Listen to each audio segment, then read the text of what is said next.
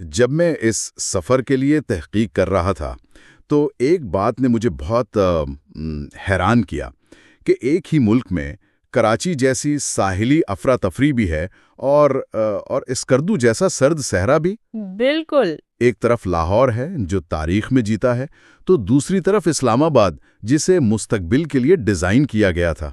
صحیح۔ یہ تضاد ہی شاید پاکستان کی سب سے بڑی خوبصورتی ہے۔ آج ہم اسی تضاد کو کھوجنے نکلے ہیں۔ آپ نے بالکل صحیح نقطہ اٹھایا۔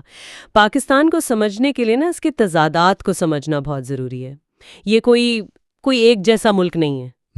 ہر صوبہ، ہر شہر، یہاں تک کہ ہر وادی کی اپنی ایک الگ شخصیت ہے، اپنی تاریخ، اپنی کہانیاں ہیں۔ تو آج کی ہماری گفتگو کا مقصد صرف مشہور مقامات گنوانا نہیں ہے۔ نہیں، بالکل نہیں۔ بلکہ ان جگہوں کی روح کو سمجھنا ہے۔ وہ کیا چیز ہے جو انہیں اتنا منفرد بناتی ہے؟ تو آئیے اس سفر کا آغاز کرتے ہیں۔ ہم پاکستان کے 10 بہترین مقامات کا ذکر کریں گے، لیکن ایک کہانی کی طرح جو ہمیں ملک کے شہری دلوں سے لے کر اس کے شمالی آسمان چھوتے پہاڑوں اور تاریخی سرحدوں تک لے جائے گی۔ اور شروعات شہروں سے کرتے ہیں؟ جی، سب سے پہلے چلتے ہیں شہروں کی طرف، جہاں پاکستان کی نبض دھڑکتی ہے۔ اور پاکستان کے شہری تجربے کی بات ہو تو کراچی سے بہتر آغاز کیا ہو سکتا ہے؟ روشنیوں کا شہر۔ جی، روشنیوں کا شہر۔ یہ صرف ایک نام نہیں، یہ اس شہر کی حقیقت ہے۔ بالکل۔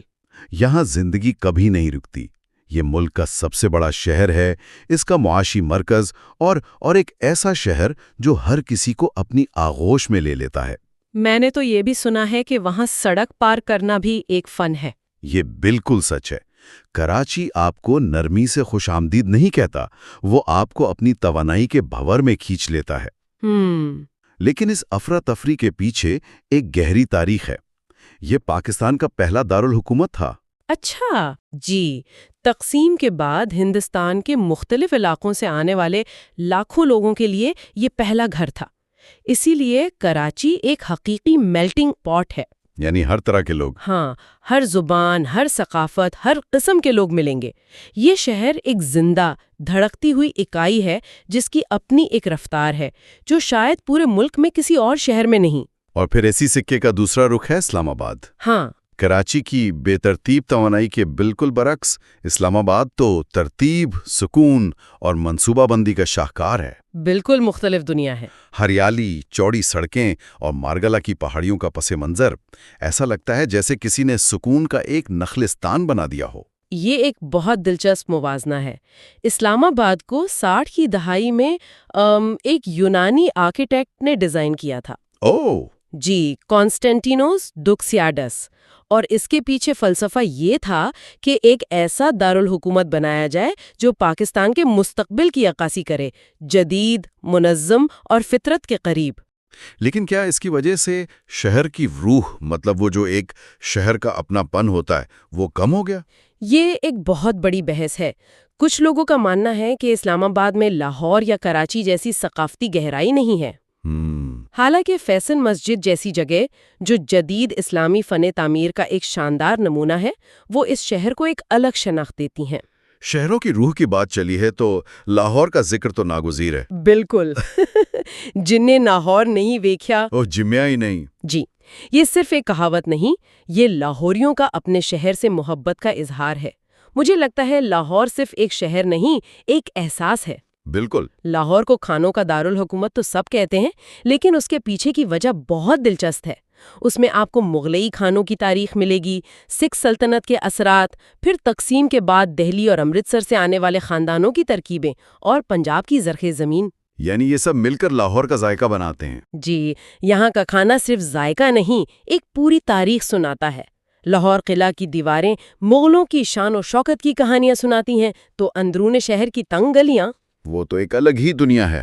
صدیوں کی ثقافت کو اپنے اندر سموئے ہوئے ہیں۔ اور لاہور کا ایک بالکل ہی مختلف رنگ واگا بارڈر پر نظر آتا ہے۔ اوہو، وہ شام کی تقریب۔ جی، وہ پرچم کشائی کی تقریب۔ کہا جاتا ہے کہ یہ ایک ناقابل فراموش تجربہ ہے، ایک ایسی تقریب جس میں حب الوطنی ہے، تھیٹر ہے اور ایک قسم کی منظم دشمنی کا مظاہرہ ہے۔ یہ واقعی دنیا کی منفرد ترین تقریباتوں میں سے ہے۔ یہ 1959 سے جاری ہے۔ اتنے عرصے سے؟ واہ! جی، اس رسم میں دونوں طرف کے فوجی ایک دوسرے کو اپنی مہارت اور جوش دکھاتے ہیں، لیکن جو چیز اسے خاص بناتی ہے وہ وہاں موجود لوگوں کا جذبہ ہے۔ نعرے بازی۔ ہاں، ایک طرف پاکستان زندہ باد کے نعرے تو دوسری طرف جے ہند کے۔ یہ ایک عجیب سا ماحول ہوتا ہے جہاں تناؤ بھی ہے اور ایک دوسرے کے لیے تجسس بھی۔ یہ صرف ایک سرحدی تقریب نہیں بلکہ دونوں ملکوں کے پیچیدہ رشتے کی ایک زندہ علامت ہے۔ لیکن ان بڑے شہروں کی چکا چوند کے بیچ میں کچھ چھپے ہوئے خزانے بھی ہیں۔ مجھے سعید پور گاؤں کے بارے میں جان کر بہت دلچسپی ہوئی۔ یہ اسلام آباد جیسے جدید شہر کے دامن میں بسا ایک عظیم گاؤں ہے۔ جی، سعید پور گام اس بات کی بہترین مثال ہے کہ پاکستان میں ماضی اور حال کس طرح ایک ساتھ بستے ہیں۔ یہ اسلام آباد کے قدیم ترین دیہاتوں میں سے ایک ہے جس کی تاریخ 500 سال سے بھی زیادہ پرانی ہے۔ یہ کبھی ہندوؤں، سکھوں اور مسلمانوں کا مشترکہ گھر تھا۔ اچھا، یعنی وہاں مندر وغیرہ بھی ہوں گے؟ آج بھی وہاں ایک مندر اور گردوارے کے آثار موجود ہیں۔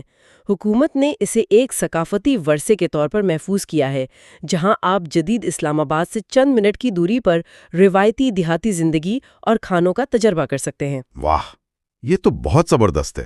یہ ہمیں یاد دلاتا ہے کہ جدیدیت کی تہوں کے نیچے بھی تاریخ ہمیشہ زندہ رہتی ہے۔ تو ایک طرف یہ بڑے شہر ہیں جو پاکستان کی معاشی اور ثقافتی نبض ہیں، لیکن اصل کہانی تب شروع ہوتی ہے جب آپ ان شہروں سے نکل کر شمال کا رخ کرتے ہیں۔ اور اس سفر کا ذریعہ بنتی ہے شاہراہ قراقرم۔ جی، جو نہ صرف ان علاقوں کو ملاتی ہے بلکہ آپ کو ایک بالکل مختلف پاکستان سے متعارف کرواتی ہے۔ اسے دنیا کا 8واں عجوبہ کہنے کی ایک ٹھوس وجہ ہے۔ کیا وجہ ہے؟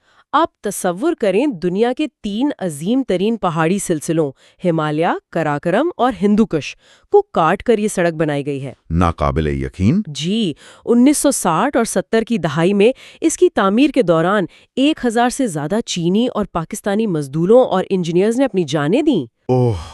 لینڈ سلائیڈز، شدید موسم اور انتہائی اونچائی جیسے چیلنجز روز مرہ کا معمول تھے۔ یہ صرف ایک سڑک نہیں بلکہ انسانی ہمت، انجینئرنگ اور قربانی کی ایک اعلیٰ یادگار ہے۔ یعنی اس پر سفر کرنا منزل تک پہنچنے جتنا ہی شاندار ہے۔ بالکل۔ اور اس شاہراہ پر سفر کرتے ہوئے پہلی منزل جو آپ کے ہوش اڑا دیتی ہے وہ ہے ہنزا۔ زمین پر جنت۔ جی، اسے یہی کہا جاتا ہے۔ یہاں کے مناظر واقعی ناقابل یقین ہیں۔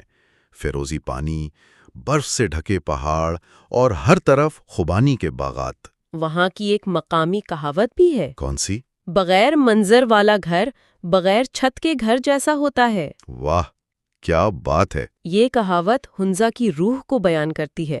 وہاں کے لوگوں کے لیے قدرتی خوبصورتی زندگی کا ایک لازمی حصہ ہے۔ لیکن ہنزا صرف اپنے مناظر کی وجہ سے مشہور نہیں ہے۔ اور کیا خاص ہے وہاں؟ وہاں کی ثقافت بھی منفرد ہے۔ وہاں کے لوگ، جنہیں بروشو یا ہنزا کڈز کہا جاتا ہے، اپنی طویل عمری کی وجہ سے بھی جانے جاتے ہیں۔ حالانکہ یہ کچھ حد تک ایک متھ بھی ہے۔ اچھا؟ ان کی خوراک، خاص طور پر خوبانی اور اس کا تیل، ان کی صحت میں اہم کردار ادا کرتا ہے۔ یہ ایک ایسی جگہ ہے جہاں فطرت اور ثقافت ایک دوسرے میں گھل مل گئے ہیں۔ اور ہنزا کے اندر ہی ایک اور قدرتی عجوبہ ہے جس کی کہانی بہت ڈرامائی ہے، عطا آباد جھیل۔ جی، یہ کوئی ہزاروں سال پرانی جھیل نہیں ہے، یہ تو ابھی کچھ سال پہلے ہی وجود میں آئی ہے۔ ہاں، 4 جنوری 2010 کو ایک بہت بڑے لینڈ سلائیڈ نے دریائے ہنزا کا راستہ مہینوں کے لیے روک دیا۔ مہینوں کے لیے؟ جی، اس کے نتیجے میں کئی گاؤں زیر آب آ گئے اور شاہراہ قراقرم کا ایک بڑا حصہ بھی ڈوب گیا۔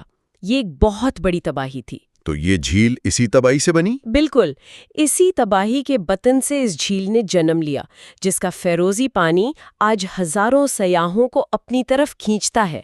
یہ قدرت کی تخلیقی تباہی کی ایک مثال ہے۔ واہ! اور ساتھ ہی وہاں کے لوگوں کی ہمت کی بھی، جنہوں نے ایک آفت کو ایک موقع میں بدل دیا۔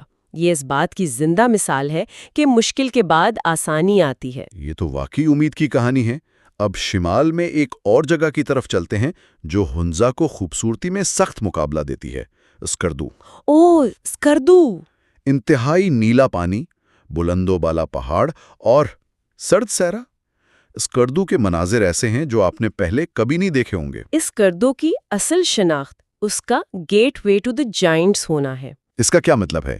اس کا مطلب ہے کہ یہ دنیا کی دوسری بلند ترین چوٹی K2 سمیت 8,000 میٹر سے بلند 4 چوٹیوں کا بیس کیمپ ہے۔ اچھا۔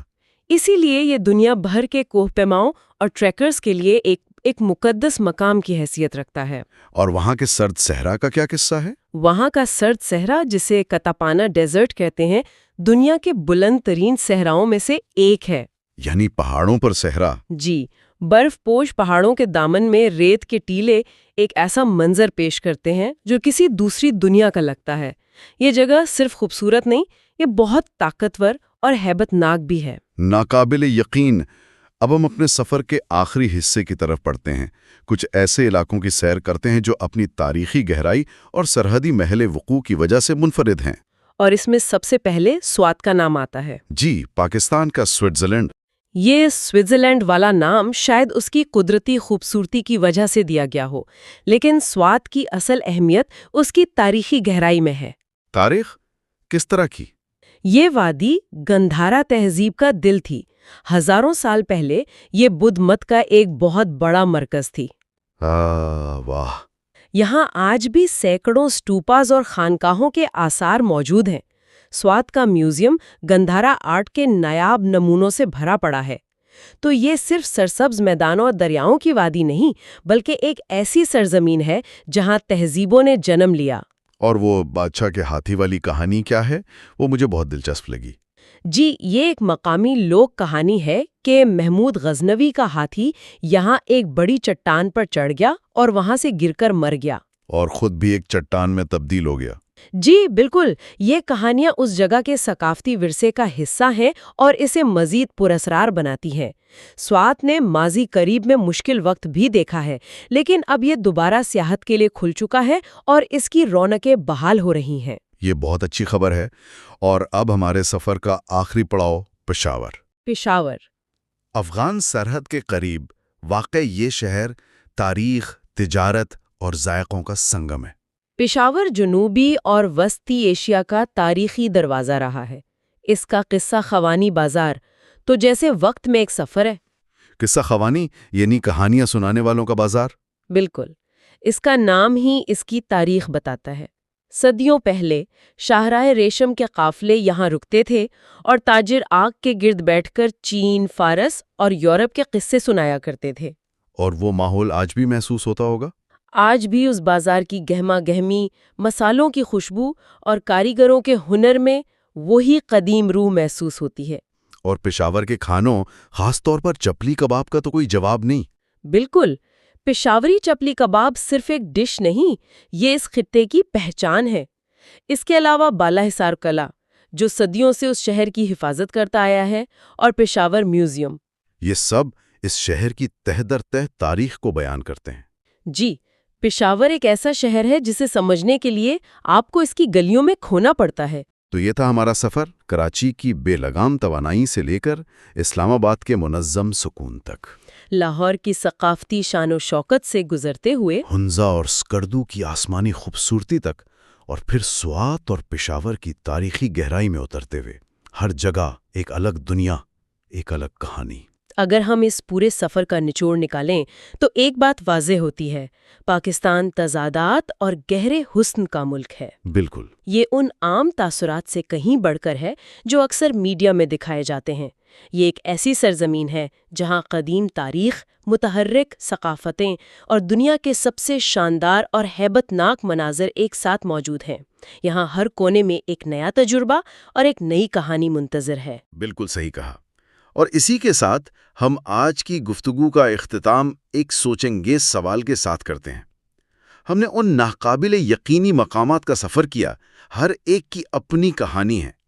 یہ سوچنے پر مجبور کرتا ہے کہ کسی جگہ کا منظر، چاہے وہ اسلام آباد جیسا منصوبہ بند شہر ہو یا عطاباد جیسی آفت سے پیدا ہونے والی جھیل، وہاں رہنے والے لوگوں کی کہانیوں اور جذبے کو کس طرح تشکیل دیتا ہے۔